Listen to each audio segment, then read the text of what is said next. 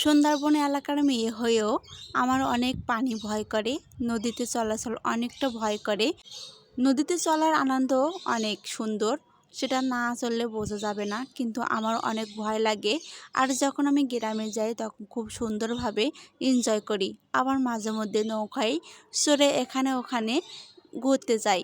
আর যারা শহরে আছেন তারা তো হয়তোবা আমার থেকেও বেশি ভীতু, আমি যেটা মনে করি। আবার অনেকেই আছেন যে ঘুরতে পছন্দ করেন, যেতে পছন্দ করেন, হয়তো তারা যান। নদীপথে যদি লঞ্চে যাওয়া হয় তাহলে অতটা ভয় লাগে না যতটা ভয় লাগে নৌকায় যেতে।